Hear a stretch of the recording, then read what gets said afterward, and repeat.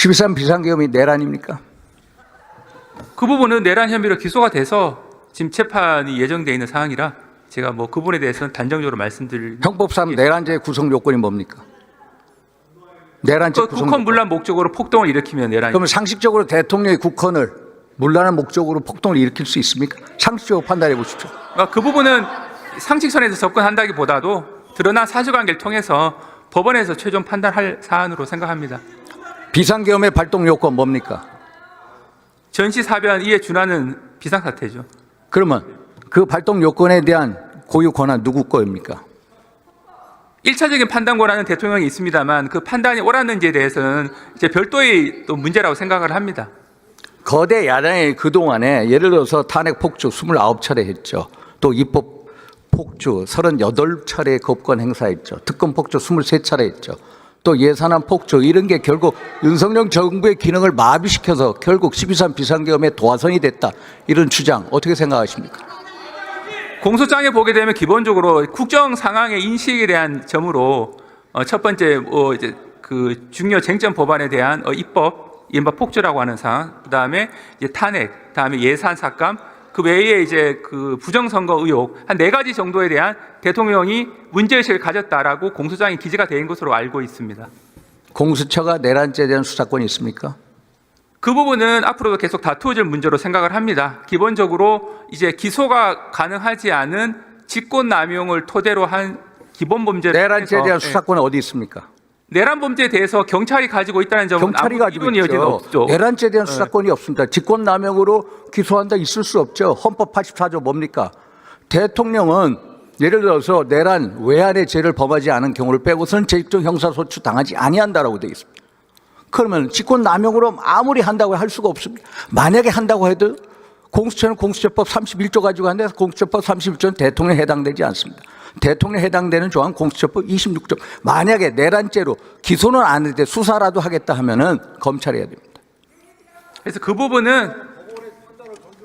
부분은 법원에서 최종 판단이 이루어질 사항입니다. 서부지법의 이모 부장판사 이름은 얘기하지 않겠습니다. 그 사람이 지난번에 1차 체포영장에 대해서 영장 발부한 거 아시죠? 네. 그 사람이 형사소송법 110조, 111조 적용을 예외로 하라. 이런 규정 네. 아시죠? 네네. 그 규정이 뭡니까? 군사상 이제 비밀을 요하는 경우에는 수색을 할 때 책임자의 승낙이 있어야 된다라고 하는 게 110조의 규정입니다. 군사상 공무상 기밀 장소를 수색할 때는 책임자의 승낙을 얻어라. 그런데 그 적용을 예외로 하라. 그런 초법적인 영장을 판사가 발부할 수 있습니까? 그 해석에 대해서는 여러 가지 견해가 있는데 일종의 해석을 할 때 수사 단계에서 피의자 체포를 위한 수색에 있어서는 준용이 안 된다고 해석하는 견해도 일부는 있습니다. 그 견해에 의하면 지금 말씀하신 그 부분은 확인적 내용에 불과하다라고 해석하는 견해도 일부는 있어서 그 부분에 양쪽 견해가 다 있다는 점을 이 자리에서만 그러면 법률에 대한 개폐권 어디에 있습니까? 국회에 있죠. 판사는 법률에 대한 개폐권이 없습니다.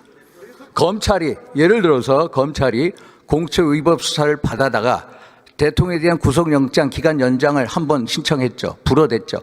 불어된 경우에 다시 신청하는 경우 봤습니까? 봤습니다.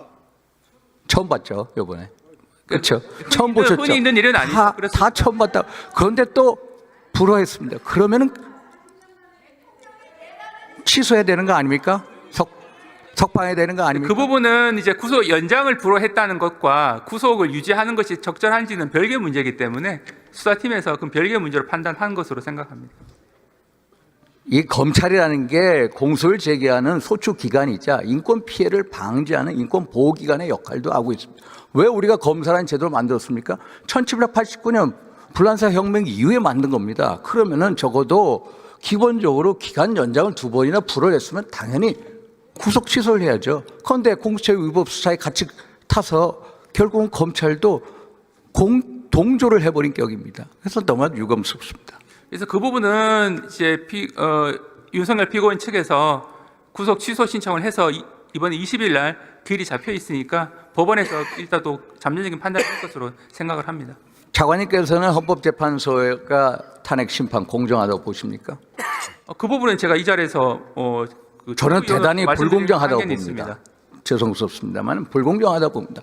예를 들어서 국회 탄핵 소추단이 내란죄를 삭제해 달라고 요청하셨습니다. 그러면 당연히 탄핵 소추안을 국회로 보내서 재의결을 해야 되는 거 아닙니까? 그것은 최종적으로 헌법재판소에서 결정할 문제입니다. 아니 헌법재판소를 믿지 못하니까 말씀드리죠. 헌법재판소법 32조 한번 보세요. 32조.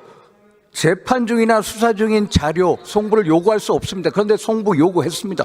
이것도 헌재법 30조 위반입니다. 헌재법 40조 보십시오. 탄핵심판 형사소송법의 규정을 준용하도록 되어 있습니다. 그러면은 기일 지정할 때도 변호인하고 협의를 해요. 변호인하고 협의해서 기일 지정했습니까? 그 부분은 변호인의 의견을 참고해서 헌법재판소에서 그 판단한 것으로. 그러면 2020년 형사소송법 개정돼서 검찰 진술서를 부동의할 때는 어떻게 해야 됩니까? 지금 기본적으로 조소에 대한 증거 능력은 당사자, 피고인 측이 동의하지 않으면 증거 능력이 없게 되는 쪽으로. 그게 원칙 아닙니까? 바뀌었습니다. 그런데 헌재에서는 검찰 진술 능력을 인정하겠다는 식으로 나오는 거 아닙니까? 헌법재판소법 51조. 동일한 사건을 가지고 형사재판과 탄핵심판이 동시에 진행될 때 탄핵심판을 정지할 수 있다. 그러나 정지하지는 않고 계속해서 과속 페달을 밟고 졸속 심리로 치닫고 있죠. 이게 대한민국 헌법재판소입니다. 그렇죠? 그러니까 기본적으로 탄핵이라든지 뭐 정당 해산이라든지 이런 류의 사건에서 형사소송 절차가 일부 준용되는 측면은 있는데 이 어느 범위까지 준용되는지에 대해서는 그래서 헌법재판소가 대통령에 대한 판단을 최소한의 방어권도 보장하지 않고 있고 그래서 한간에서 헌법재판소를 우리법재판소 반헌법재판소로 부르고 있습니다. 헌법재판소 바로 세워주십시오. 수고하셨습니다.